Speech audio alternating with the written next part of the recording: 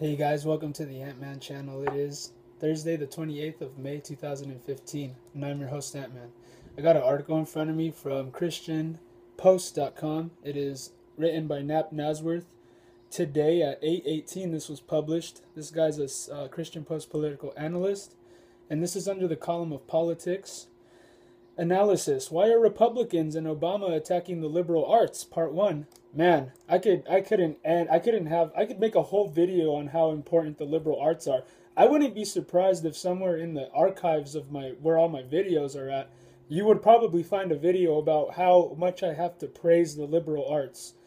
And yeah, like the liberal arts are they're very important to a free market economy, to a constitutional republic, because you have to know how your system works in order to know how to function in it and prosper, right? And maintain the order within, how the laws are written and whatnot. So let's get into this. Republican Governor Pat McCrory of North Carolina makes remarks during a growth in jobs in America discussion at the National Governors Association winter meeting in Washington, D.C., February 23rd, 2014. This will be my thumbnail. So yeah. Conservatives should be among the strongest supporters of the social sciences and humanities. Humanities, huh? Or humanities. Yet Republican politicians as well as President Barack Obama do not have a high view of those disciplines these days. I wonder why. Higher education in general and the liberal arts in particular have become a new boogeyman in many Republican circles. Note, while math and science are also liberal arts, for the purposes of this discussion, I am not using liberal arts as shorthand for humanities? I don't know, man, and social sciences. In a November 2013 radio show interview with Bill Bennett, Republican North Carolina Governor Pat McCrory suggests that philosophy majors should not get government aid, as he discussed legislation that would tie aid to graduate employment. Bennett, who led the Department of Education under President Ronald Reagan, rhetorically asked, "How many PhDs in philosophy do I need to subsidize?" To which McCrory responded, you and I agree. Last February, on the same radio show, Republican presidential candidate Senator Marco Rubio of Florida made a similar point. He proposed requiring schools to inform students how much each of the graduates make by major upon graduating. Aha! Maybe we could stop these scams that the universities these days are running on all of your kids, making them think that you're supposed to just go to school, listen to what you're told, and shut up, and then you end up in the university and you're supposed to be smart and praised for being obedient to your slave masters. The universities will make you dumber, guarantee, because they're teaching pseudoscience. They're teaching revisionized history. They're not teaching you like things that are going to influence your mind for the better. They're going to teach you whatever is going to further Agenda 21, and the people that are eugenicists and social engineers can have their way by brainwashing you. So, okay.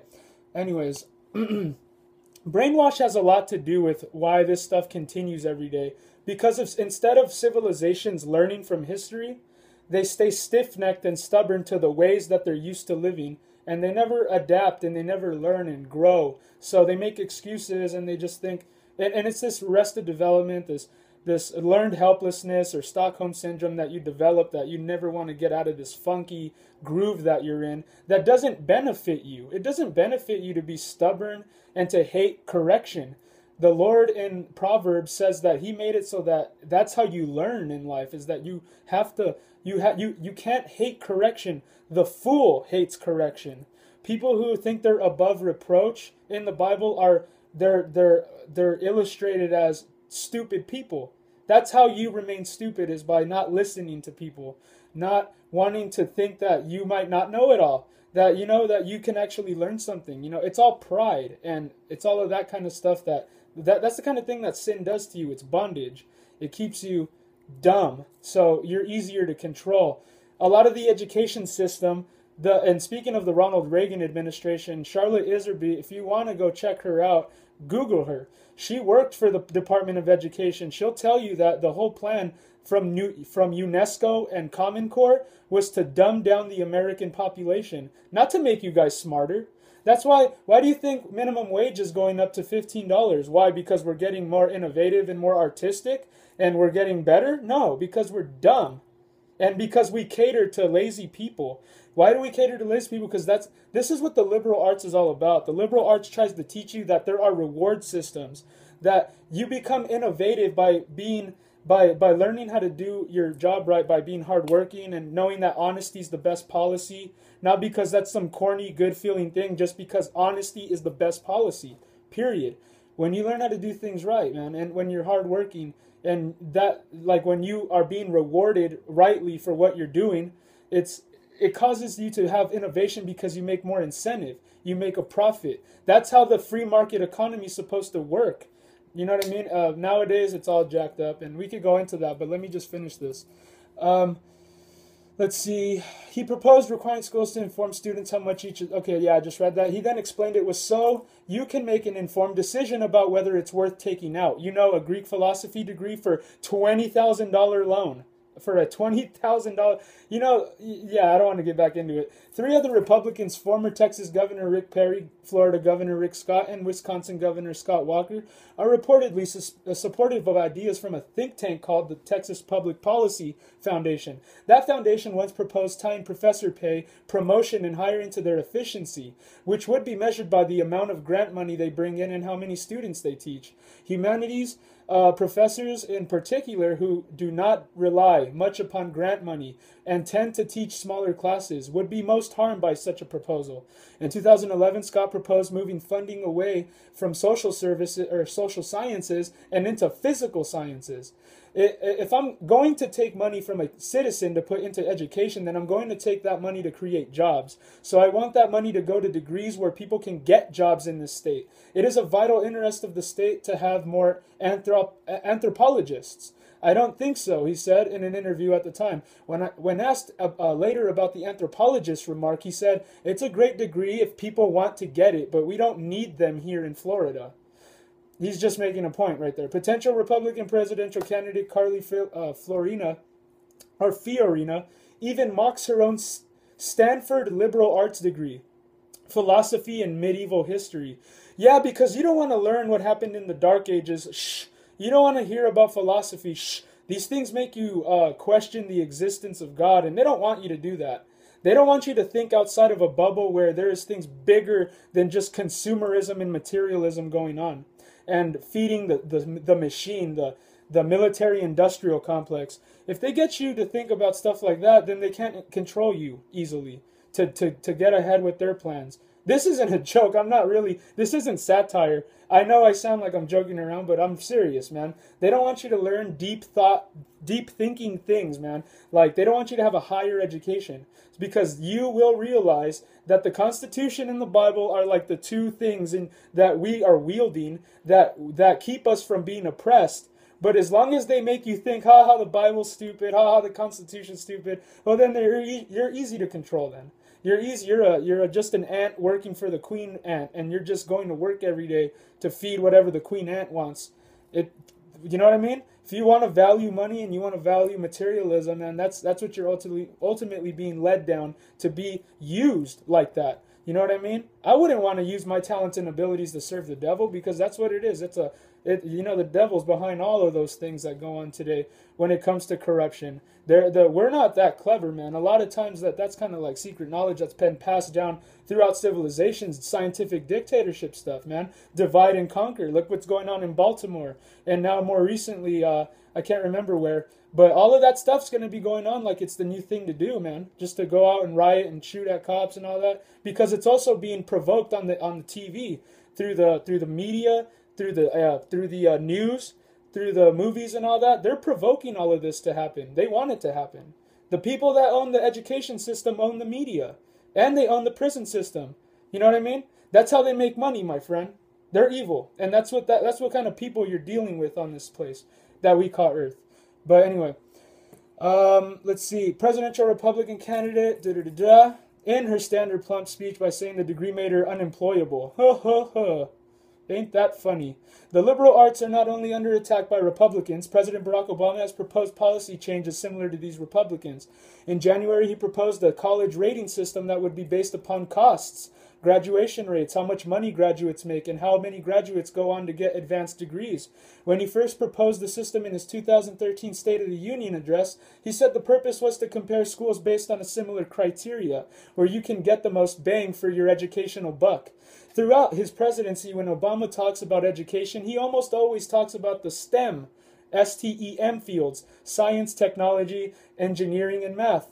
In that same address, he said, we'll reward schools that develop new partnerships with colleges and employers and create classes that focus on science, technology, engineering, and math. The skills today our employers are looking for, or the skills today's employees or employers are looking for to fill jobs right now and in the future. In a January speech, he even singled out art history as a less useful degree.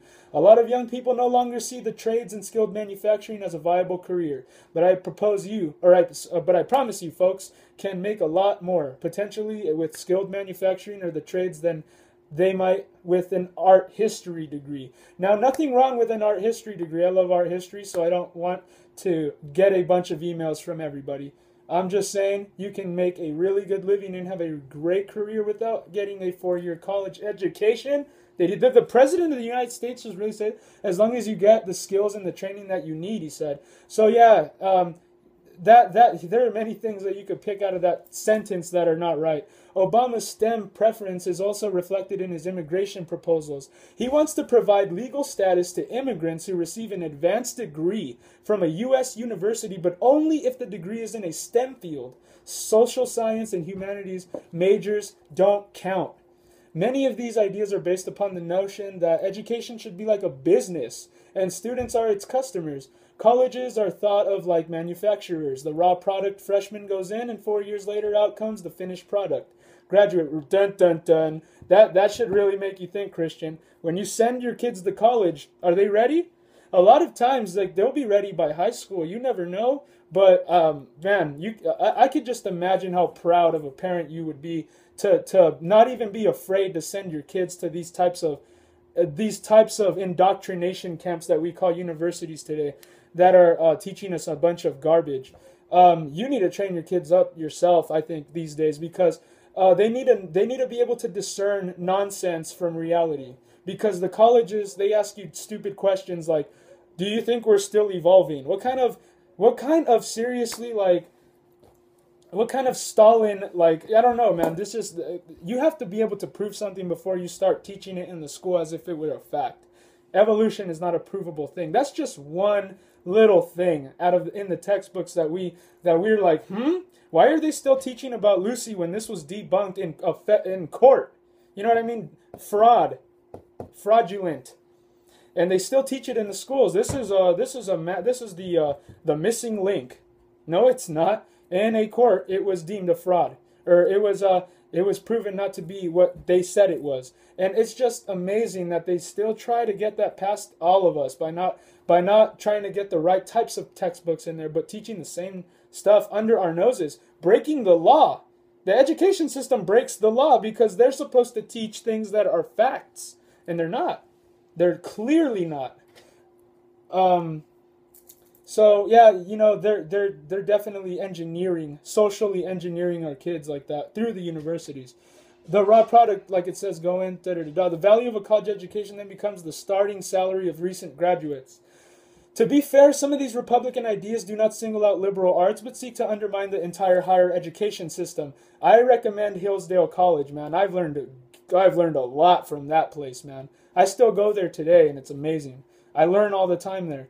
Iowa State Republican Senator Mark Chelgren last month proposed a bill that would rate professor performance by student evaluations. The bill included a survivor provision. The names of the 5 professors with the lowest scores for each institution would be posted on the institution's websites, and all the students would vote on which ones they wanted to keep. The professor with the lowest score would be fired regardless of tenure. The bill died in committee. All right, well, there's going to be a part 2 to this, I'm assuming, since this is like a part 1. But, man, let me just get down to the dirty real quick, you guys. There are an elitist group of creepy rich people like Rockefeller, Carnegie, and Ford who actually do fund and put a lot of money in UNESCO and Common Core. And in their memoirs, they write that they want to dumb down the American population. so that they could send our jobs to China and do a whole bunch of other things. And they're ultimately working for a one world government, my friend. So I know it sounds stupid and I sound like a conspiracy theorist, but they write it in their own memoirs. So I'm not the crazy one, okay?